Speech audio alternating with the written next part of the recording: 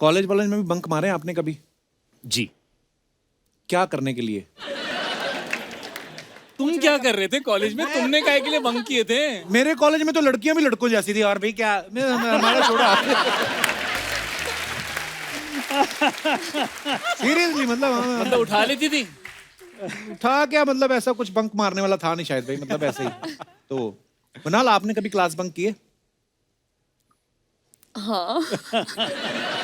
क्या करने के लिए, क्यों बंक की थी? कैसे यार। सवाल पूछा, एकदम विलन की तरह। क्या करने के लिए?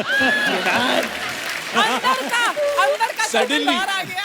I've never seen this expression on Kapil before. अरे ये अभी तक तो ये हाइड करता था, आज पहली बार इसने अंदर के कपिल को बाहर आने दिया है। और साइड में पंकज सर बैठे, मैं क्या भूल गया ये पंकज सर भी कॉलेज स्कूल गए हैं, उनको भी सब पता है क्या क्या होता है। नहीं सर?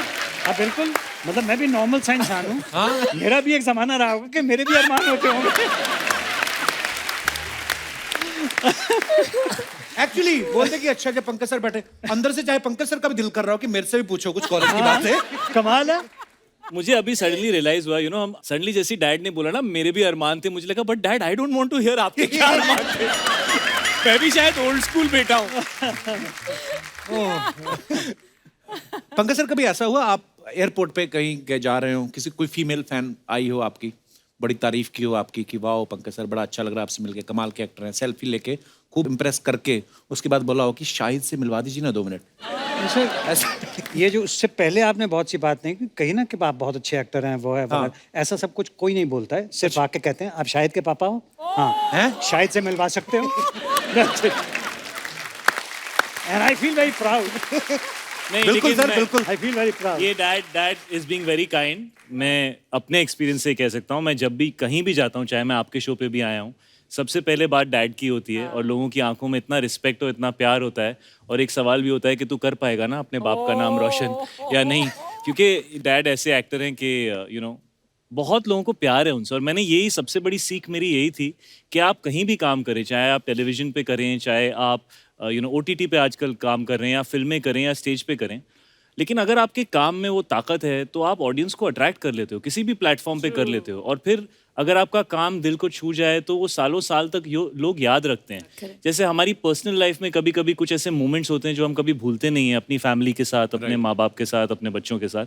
वैसे ही सिनेमा के अंदर एक ताकत है कि जो स्पेशल एक्टर्स होते हैं वो कुछ ऐसा उस मोमेंट में आपको फील करा देते हैं कि आपको ऐसा लगता है कि वो आपके साथ हुआ था और वो आपके मन में बैठ जाता है। राइट। डैड, आपको वो वाला इंसिडेंट बताना चाहिए। कौन सा? जो आप स्टेज पे डैगर फेंकते थे।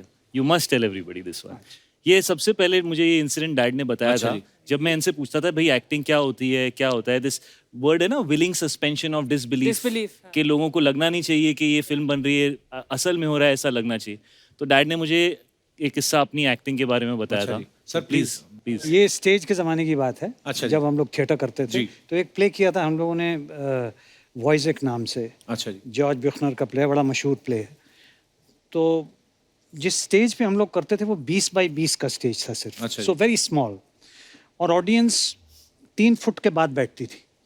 तो एक साहब थे जो काफ़ी थिएटर के क्रिटिक थे और बहुत रिसर्च वगैरह कर रहे थे एक्टिंग वगैरह पे। उन्होंने कहा साहब ये जो आप ड्रामा करते हो इसमें there is no aesthetic distance between the actor and the audience. तो मैंने कहा भाई ये तो सही नहीं है, मेरे ख्याल से तो होता है वो जो डिस्टेंस होता है। तो वॉइज़ेक का शो था, उसमें एक सीन आता है जहाँ पे वो कैरेक्टर, वॉइज़ेक का रोल मैं करता था, जो अपनी बीवी का कत्ल करता है। मतलब ऑब्वियसली कोई हाथ में चाकू नहीं है, लेकिन वो माइन था, उसने कत्ल किया, उसको फेंका, और फेंकने के बाद 3 फुट के बाद ये भाई साहब बैठे हुए थे। और फेंकने के बाद there is no knife in my hand, and I threw the knife and he put his legs up.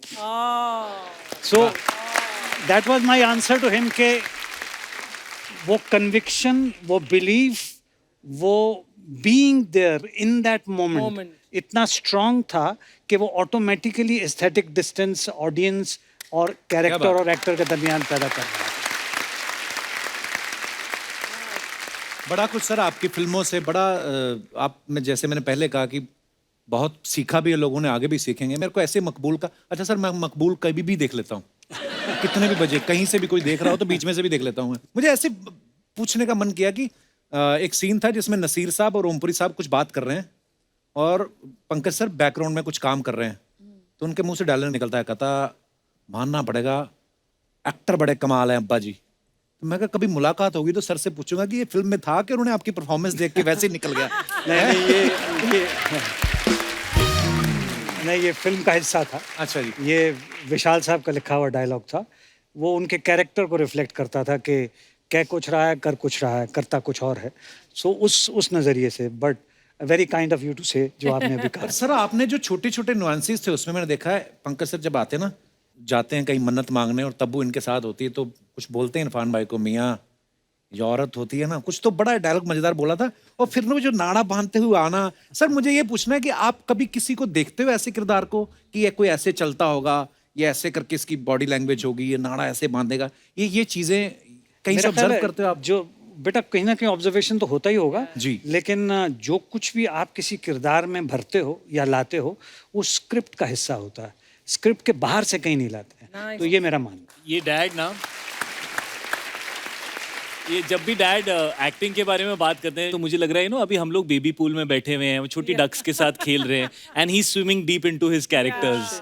No, he's being very kind, no, his but, understanding I mean, is- to be very honest के अब अच्छा नहीं लगता कि अपने बेटे के बारे में आप बात करेंगे, क्योंकि बेटा आप बाप के बारे में बात कर रहा है इतने अरसे से।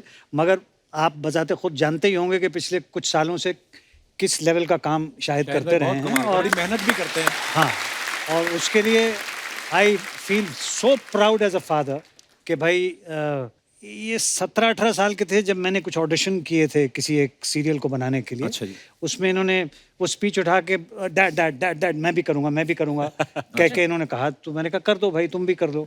तो इन्होंने वो किया था। उस वक्त भी मैंने जो मेरे आसपास लोग थे उनसे कहा था he has a very bright future. और ज़्यादातर डायरेक्टर्स इनको as a good looking boy के तौर पे शुरुआत की थी, बट मेरा ये मानना है बिल्कुल, his strength is in drama, his strength is in ability to act and to understand the atmosphere in which he is working. वाह। पर आपने बड़ी सही बात बोली शाहिद भाई, एक तो टैलेंटेड तो हैं ही, मेहनत बड़ी करते हैं अपने किरदार के लिए। अच्छा मैं सच्ची में बोला, मैंने शाहिद भाई से भी शेयर किया था, मैं कहा जब आप पिछली बार आए थे ना तो मैं कबीर सिंह की बात कर रहा था, मैं कहा मैंने इसका वो किरदार ऐसा मेरे जहन में बैठ गया ना, तो मैं कुछ यहाँ से उठा रहा था, मुझे डर लगा कि अगर ये नीचे गिर गया तो मेरे पीछे ना भागना शुरू कर दे, है ना, मतलब इतना। अच्छा कबीर सिंह की बात चली तो उसमें आपने देखा होगा कि ये क्यारा के साथ बाइक पर रोमांस कर रहे हैं, जर्सी में ये मृणाल के साथ बाइक पर रोमांस कर रहे हैं। जो आपके घर में अपनी बाइक हैं वो हैं कि भाभी ने बिकवा दी है कि ये बंदा मतलब है आपकी बाइक कभी भी है घर पे?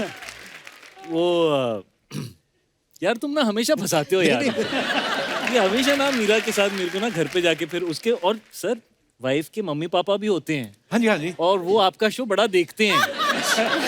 सर मेरी वाइफ ने ना पीछे की सीट मेरी दोनों नई बाइक्स की निकाल दी है, कहना है पिक्चर में जो कर लिया घर पे अकेले बैठना। सर जैसे आजकल फिल्मों में रोमांस वैंस बड़ा खुला हो गया है, जब आप नए नए इंडस्ट्री में आए थे तब इतना खुल्लम खुल्ला नहीं था। जैसे आप जब शाहिद को देखते हो रोमांस करते तो यार आज के दिन तक छोड़ दे यार कपिल। मैं ये बोल रहा हूँ कि आपको ये सोच के दुख होता है कि यार हमारे टाइम पे ऐसा क्यों नहीं था, या आपको खुशी होती कि चलो जो मैं नहीं कर पाया मेरा बेटा कर रहा है, मतलब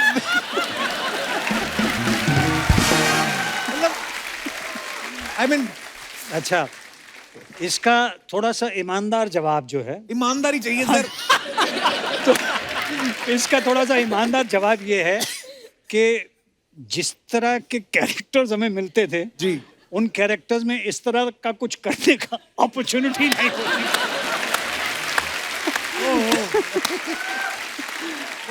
तो और जब कभी अपॉर्चुनिटी मिली जी, तो जो मुनासिब करना चाहिए था किया गया। मगर इनको जब मैं देखता हूँ तो उस वक्त ये होता है कि जो ये किरदार निभा रहा है उस किरदार के तहत अगर रोमांटिक सीन है तो ये उसको सही तरह से कर पा रहा है कि नहीं कर पा रहा, और कर पा रहा होता है तो उसकी सलाहियत को मुबारक देता है आदमी, उसकी किस्मत को नहीं कि एक बार जोरदार तालियां हो जाए यार, वाह। पंकज सर आप हमारे शो पे पहली बार आए, मृणाल और शाहिद भाई तो आ चुके हैं बहुत बार। हमने एक सेगमेंट, जैसे आप अपने फैंस के लिए फोटोग्राफ्स या वीडियोस डालते हैं तो नीचे ना सर हमारी हिंदुस्तान की जनता बड़ी क्रिएटिव हो गई है, फनी कमेंट्स लिखने शुरू कर देते हो। तो कुछ कमेंट्स हमने निकाले हैं, हम आपको दिखाना चाहते हैं, प्लीज हैव अ लुक, दिखाइए जरा।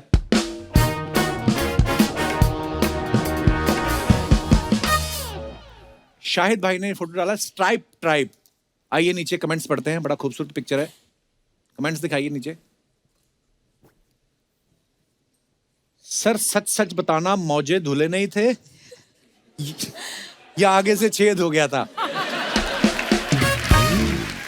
सर कपड़े डिजाइनर के हैं या पर्दे के? अब कोई मुझे बताएगा कि शर्ट कहां पे खत्म हो रही है और पैंट कहां से शुरू हो रही है? और आगे दिखाइए। मृणाल ने फोटो डाला पिज्जा और क्वेश्चन मार्क। दिखाइए जरा कमेंट्स। आप पिज्जा खाते कितनी क्यूट लग रही हैं। मेरी वाली तो 10 इंच पिज्जा के लिए 12 इंच मुंह खोलती। बताओ ये वही है जो जर्सी में 500 रुपए के लिए हस्बैंड से लड़ रही थी। और दिखाइए। लड़की कितनी भी डाइटिंग करे पिज्जा देख के पिघल ही जाती है। मैं pizza sandwich sandwich vada pav का ठेला लगाता हूं, क्या मैं आपका फोटो ठेले पे लगा सकता हूं? हफ्ते में एक पिज्जा आपका। पिज्जा नहीं चाहिए, पिज्जा। और दिखाइए। ये पंकज सर ने फोटो डाली है। अच्छा वाह, नसीर साहब हैं, पंकज साहब, सुप्रिया जी हैं, रत्ना जी। दिखाइए कमेंट्स। ये नसीर साहब की बीवी के पीछे एल्बर्ट आइंस्टाइन के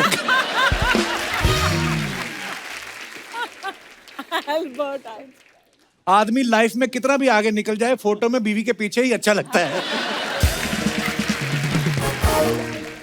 और आगे दिखाइए। The beard game. शायद भाई ये क्यों बांधा हुआ है? To set the beard. Sir ये सेट करने के लिए हाँ कि वो- जी, जब आपकी बियर्ड ज्यादा लंबी हो जाती है। नहीं, पर आपने असली नहीं रखी थी कबीर सिंह में? नहीं, असली बियर्ड थी, लेकिन अच्छा, उसको उसको पूरा- सेट करने हाँ, के लिए। Right, right, right. नहीं तो वो ज्यादा फैल जाती है। राइट। दिखाइए जरा कमेंट्स। जब हर फिल्म में बीवी आपको किस करते हुए देखी।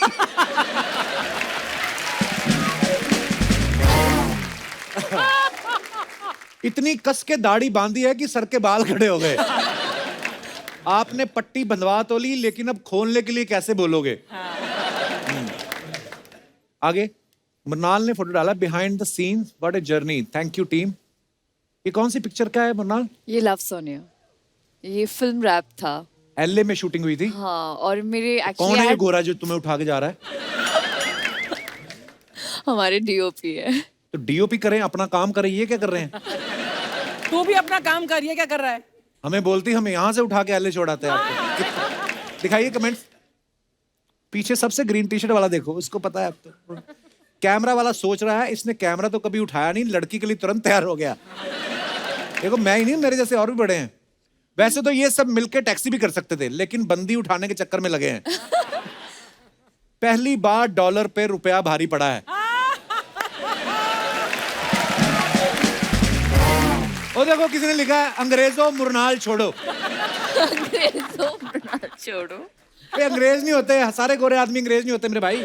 और दिखाइए